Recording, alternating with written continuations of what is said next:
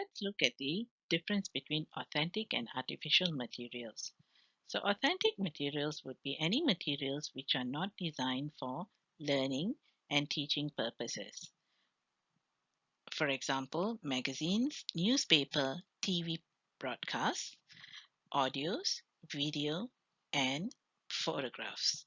While artificial materials would be any materials which are designed and intended for learning and teaching purposes. For example, textbooks, CDs, activity books, and worksheets. Let's look at the different types of materials. The first one is the text. Language is context sensitive, and there are at least three levels of context. The first one is the core text, which is information surrounding the text. The next one is the context of situation, the situation in which the text is used. And the third one is context of culture, where the culturally significant features of the situation. And there are two implications here using texts as teaching materials.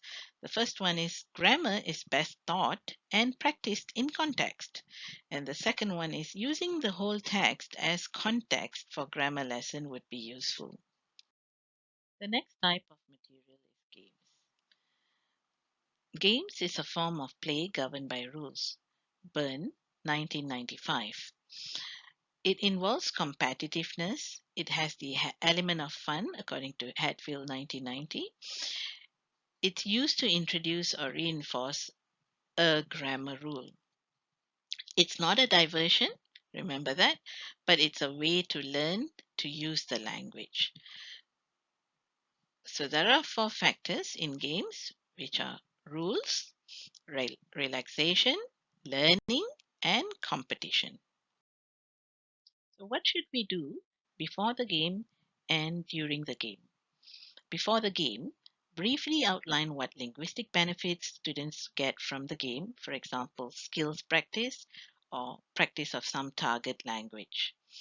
What's the role of the teacher?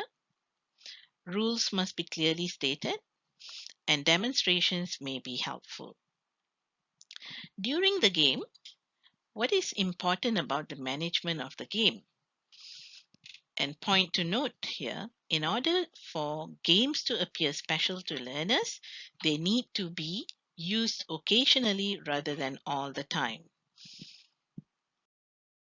The next type of material will be songs. Music is the universal language of mankind, according to Longfellow.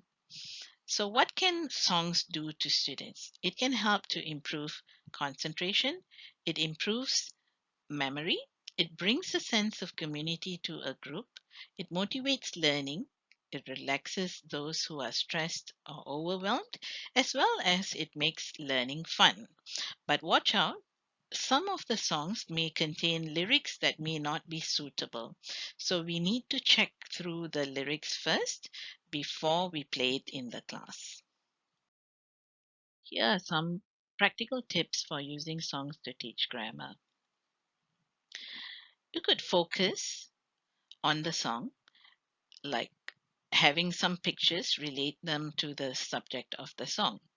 You can highlight the lyrics of the song. You can circle, underline specific words or parts of speech. Remember, this is a grammar lesson. You could also play the song and then stop it whenever you hear or whenever the students hear new words. They would shout, "Stop!" and teacher would stop to guess or ask for details. You can strip the song, put into a particular order, and then focus on conjunctions or conditionals or any other parts of speech. Next tip would be to question the uh, lyrics in the song. You can ask the students to give explanation to certain parts of the song, or even talk about the tone of the singer, the songwriter, and the mood that is involved. And lastly, or the more famous one, the activity could actually gap the song. For example, you have a song and you have blanked out some words. So students will listen to the songs and then fill in the blanks. So finally, the conclusion. There's no perfect suitable material in any lesson. It all depends on what kind of students you have, what kind of topic you are dealing with, and some materials will work very well in one class, but it may not work well in another. The next one is that the good materials permit teachers adaptation, creativity, and innovation. Materials need to be updated from time to time. Materials objectives must meet the lessons objective, which is the main criteria in any lesson.